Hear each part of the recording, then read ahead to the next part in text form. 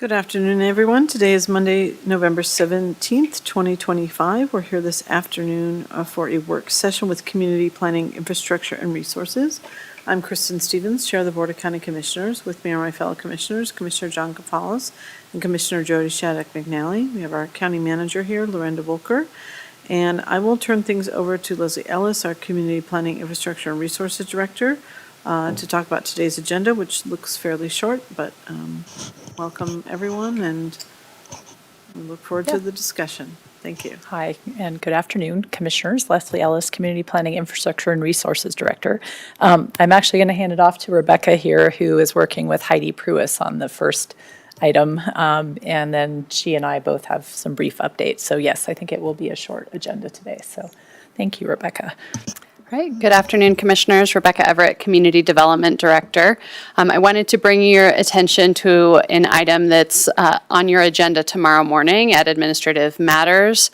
It is a letter of support for a grant application that we are pursuing, community development in partnership with the sustainability team.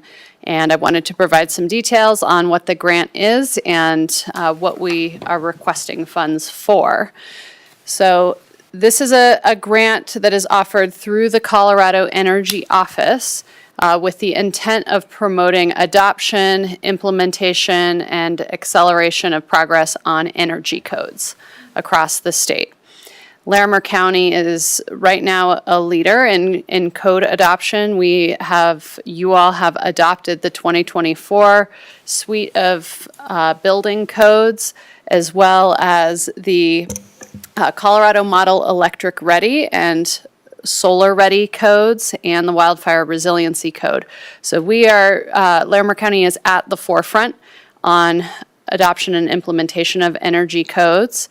And we recognize that our community, not just unincorporated Larimer County, but the broader region, including all of our municipalities, would benefit from some additional capacity building, training, and education, not only for the staff responsible for administering these codes, but also for our customers and contractors that are expected to build to the new codes.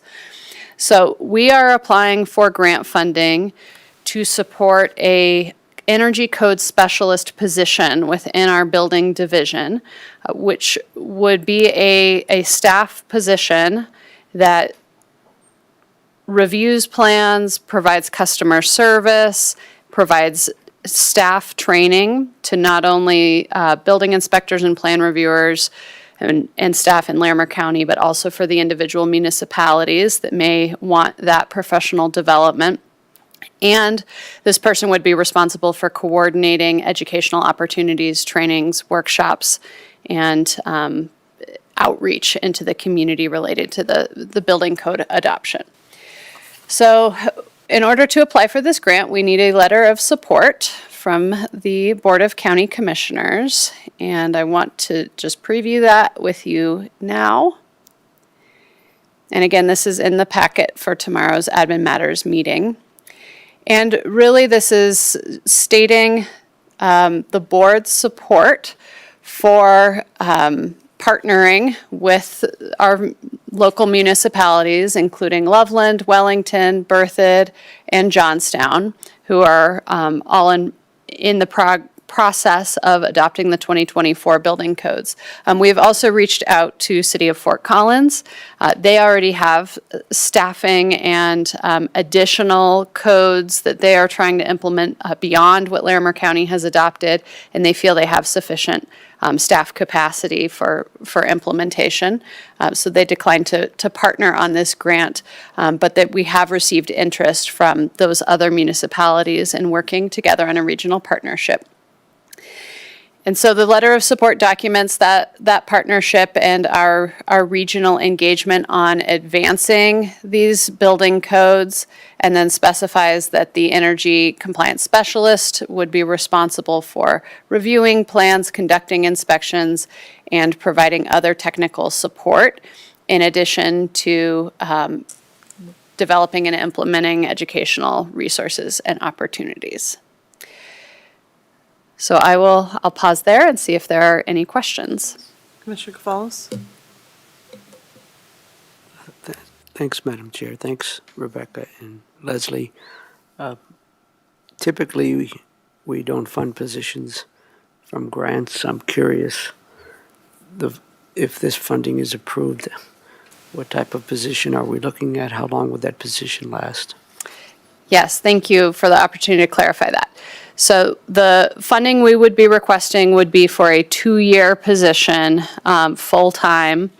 If we were awarded that amount of funding, we would be able to fund a full-time position for 2 years.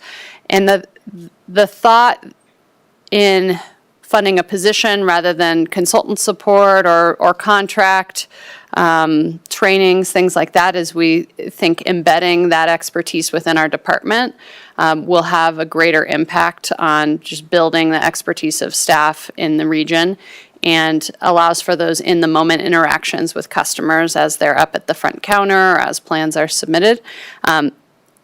If after 2 years we determine that this has been a really beneficial position, there's value in extending it, we would explore what budget is available or what funding options are available at that time.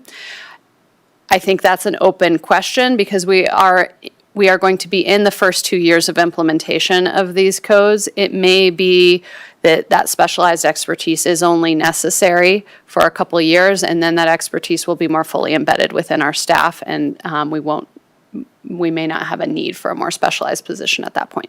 So if I may, obviously the job announcement, should we get the funding, the grant funding, would make it very clear that this is a limited employment opportunity for 2 years. Yes, absolutely. Thank you, ma'am. Any questions? Number one, I think it's great that we do anything collaboratively, especially when we get our partners to work on this together with us. I think there's a win-win there, big opportunities. And I agree with some of the concerns and questions from my colleagues that, it sounds like you're coming up with plans for sustainability or path forward after this is done. So I certainly appreciate you working on this, and I think it's really aligning with a lot of our values and kind of the strategic goals and things that we've tried to do, and I appreciate you bringing them forward to us. I hope this works, so thanks. Thank you. Can you remind us, is there a certain dollar amount that we're seeking? Or?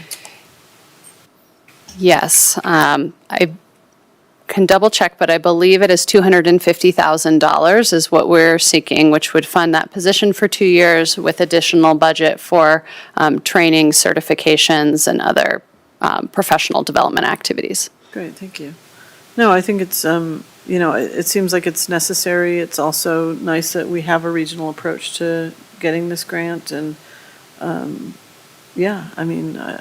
supportive of it, but thank you for bringing it forward, and don't have any other questions. Great, thank you. We'll move on to our next item, All right. which is Community Development Director update. Yes. So still me, thank you. So I had a couple updates related to the land use hearings this afternoon and this evening. So we have a 3:00 hearing and a 6:30 hearing. There are no changes to the published agendas for either of those hearings. For the 3:00 hearing, you do have an addendum for a memo that I've passed out, and you've received an email for one of those items with additional clarification on the engineering recommendation. And then there are additional public comments, and those are included in an addendum for a couple of the items on the 6:30 hearing, the Aragon Holdings septic appeal item and the Welch solar item. There will be dinner provided at 5:00 in the Carter Lake Conference Room if you would like dinner in between those hearings. And as a reminder, the first item on the agenda for the 6:30 hearing, the Aragon Holdings septic appeal, the applicant has requested that that item be tabled to a future date. And staff is recommending tabling of that item in response to that request. Thank you, Rebecca. Any questions for Rebecca about today's hearings? No. Okay. And then one other update, while we're on the topic of grants, as I believe you're now all aware, we did receive a grant award through the Colorado Department of Local Affairs Accessory Dwelling Unit Grant Program. We received an award of $105,000, which will be matched with an additional $35,000 by the county for a total budget of $140,000. And that funding will be used to explore a program offering fee waivers for accessory dwelling unit owners or builders who agree to a long-term deed restriction to maintain affordability of those units within our housing stock. So we will be starting that process and after the new year to develop the program guidelines, resources, and processes for actually implementing fee waivers. Commissioner Shattuck McNally. We had a discussion about this last week at a retreat, and I'm curious, when you say deed restrictions, are you anticipating these being sold? And then is that a land use process to have the land divided since they're on another property? And what does that look like? Or what is the deed restrictions involved? Because I don't think we have talked about it in that way. And what does that process look like? And so I'm curious, when you talk about deed restrictions, what does that all entail? Yeah, so the deed restriction would relate to the rental level and the level of rent that could be charged on the unit. So there would be no intent for separate sale of accessory dwelling units or subdivision of properties with accessory dwelling units on them. It would really only relate to what the rent that could be charged would be on those properties, and recognizing that ADUs are really a rental piece of the housing picture, not a for sale option. And then my chair, and so that might be a side conversation we need to have for something else that I think is coming. The other question I have, we have already put in our land use code that they cannot be used for short-term rentals. Do we need to reinforce it in this kind of work as well to make sure it's maybe clear in both spaces? We absolutely can and will make sure that that's clear. Another aspect of the program that we are planning is connecting this in with the landlord engagement program that we have, that the county has started as a way to connect those property owners with their landlord resources and support, and then some oversight and enforcement of whatever restrictions we place on the units as well. Great, thank you. I appreciate that update. Thanks. I think we're good. Okay, those are all of my updates for today. Thank you.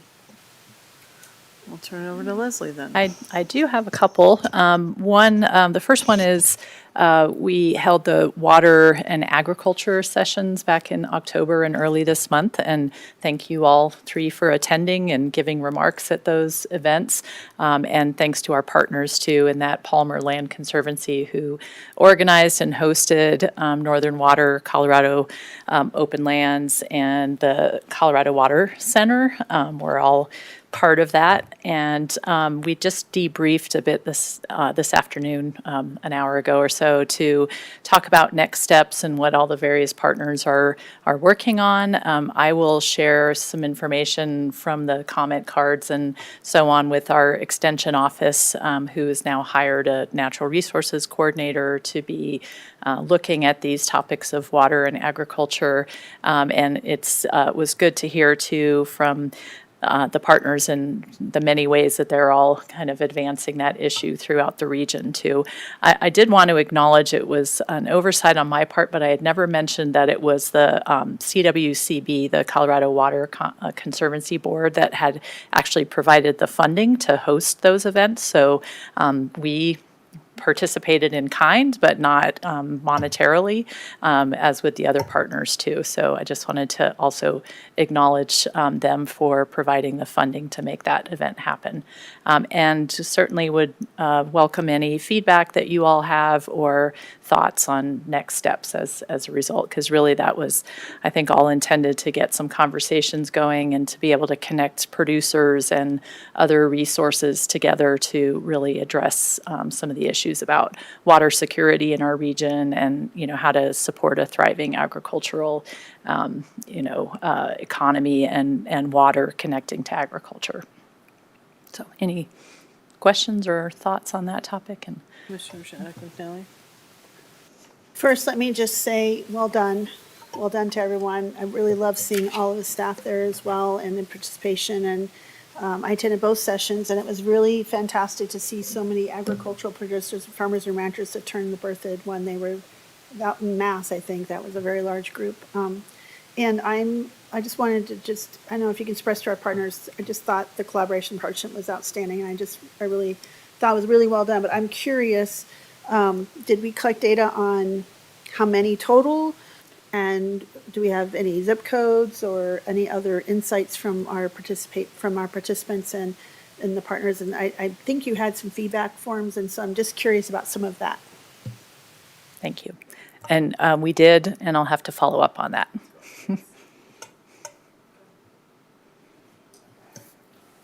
Thank you. Related to that question, comment from Commissioner Shattuck McNally, in what kind of setting will we have this debrief where you can share some of the comments and the survey questions? Will that be in a work session, or how will we do that? Also, a good question. Thank you. I have written comments from the comment cards and then the data that I'll follow up on. And so I can start by sharing that through email and electronically. And then I think we can decide from there if it makes sense to have a follow-up work session and talk about it. We'll share it also, as I mentioned, with our Extension Office staff partners who can then advance that to the Agriculture Advisory Board and other board and commission members who may be interested in this. I think we invited all of our board and commissions that have some sort of adjacent or overlapping interest with this topic. And so it's certainly something we can share with our staff liaisons and back to those boards that seem to express interest and participate. That's great, and I think it would be a good idea through our extension director to provide Yes. that information to the Ag Advisory Board. I think our next planning meeting for the January Ag Advisory Board, I think it's around December 10th or so. So if we could, if you could have that conversation with Carrie, and then we can discuss it at the planning meeting, and then perhaps put it on the agenda for whenever it is in January, our Ag Advisory. Thank you. Thank you. And well done, yes. Yeah, I would definitely, thank you. I thought the session that I went to in Fort Collins was really great. Really a lot of interest among a pretty full room, and a lot of different sectors, were represented there. So I think that those, the survey collection that we did, would probably likely inform our next steps. Although I do think, sharing with the extension and knowing what they're doing, that was an interesting piece. Is I feel like having the person in the extension office that's already engaging in this work was really a great add for people to understand. So I really like that piece. But yeah, interested to see what the public thinks. Some of our next steps should be. One of the things that may come out of this, and this probably, I don't want anybody to get anxious about it, but I mean, are there spaces in the code where we can make things, work better for people in the ag community? We talked just briefly about things like roadside stands and things like that we've been able to do. I'm wondering if, I'll be interested to hear if there's any other ideas that come from that group, because when I was having conversations at the end, that seemed to come up. So I know we have a lot on our plate, so I want to, temper expectations, but it'll be interesting to see where we go from here. So thank you. Commissioner Shattuck McNally, do you have another comment?